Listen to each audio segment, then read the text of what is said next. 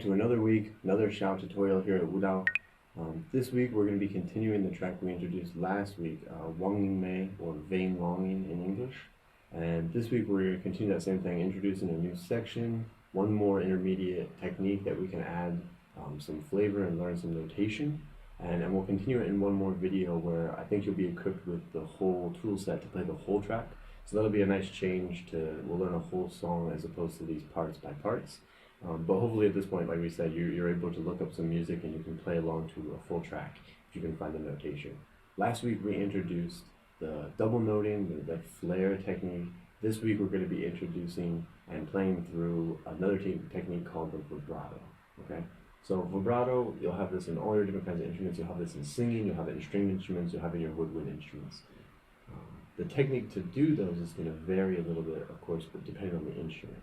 So for example, like with a string instrument, it's really, really easy because you will see the sound, the pitch manipulation with the fingering pattern.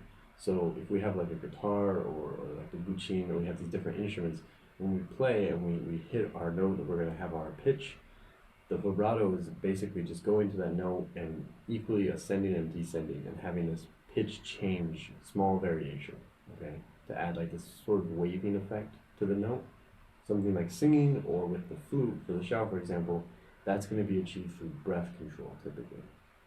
I'll go through two different variations. We do have a finger pattern way to do it, but it's more like a trill than a vibrato, but technique-wise or variation-wise, they're very similar, so it depends on what your ability is or what song you're playing. We can kind of introduce it both ways.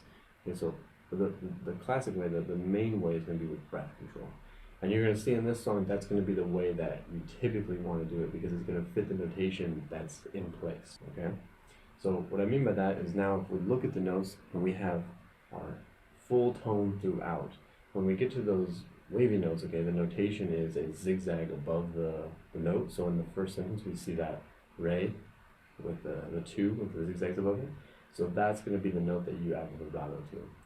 Again, vibrato is achieved like breath control, waving, so like a pushing on the belly, like okay, but not too much to where you cut the sound off completely. You want to maintain pressure and keep the sound very full and round, but just adding a small pitch change, a small wave to the note. And so if we play that through, we can see in that sentence it's going to be.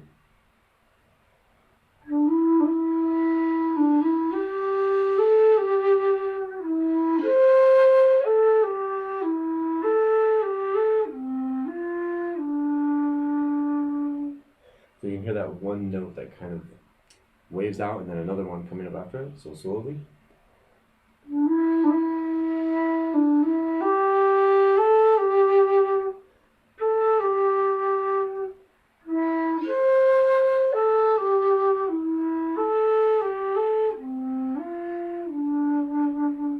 I'll play it a couple times so you can hear, but it's going to be that.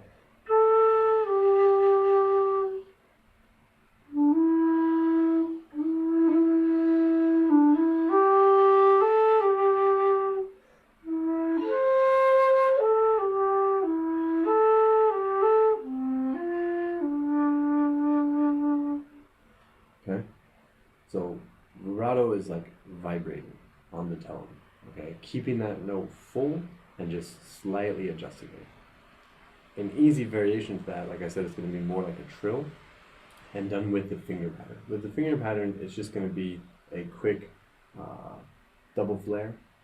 So when you come on that note, instead of having the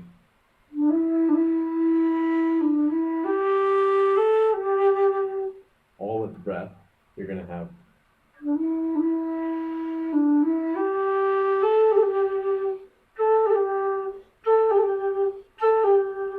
Okay, so this can be a different way to do it, but that's more like a trill. Probably an easier technique in the beginning. It's something that I use just to get this notation clear. But you'll see in this note, if we play it all the way through, and you try to add that effect to the second note where we have the sol, we have the.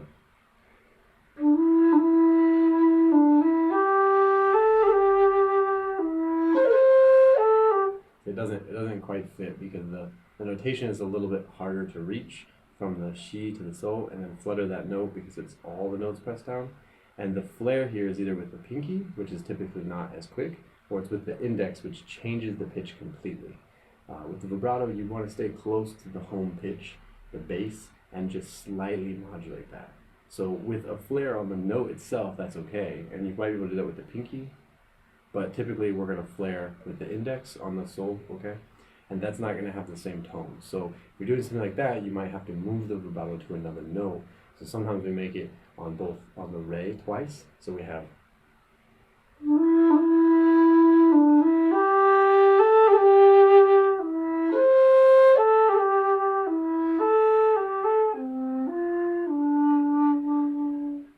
So you can hear that difference.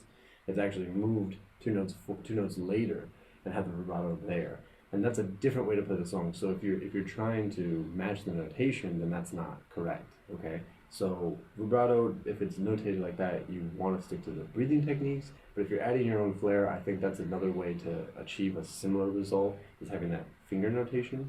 Again, that's going to be kind of more like a trill, which we'll get into later, but a quick one. So a different way to do that, but it's a tool you can practice with and try some different variations and see what fits for you. Try the vibrato from the breathing, and make sure don't be breathing up to the chest and constricting your breath. Try to keep it low and just, so it's not necessarily from from high, okay? Don't make the sound nasally. Keep the sound very full, and the tone should just slightly have this effect, okay? So next week, we'll keep continuing through the song. We got another little part to go through. We'll introduce that next week. Give you some time to practice this and digest. And when we come back, we'll be able to play the whole song, so you'll have the whole track to play, and it'll be really good for breath control.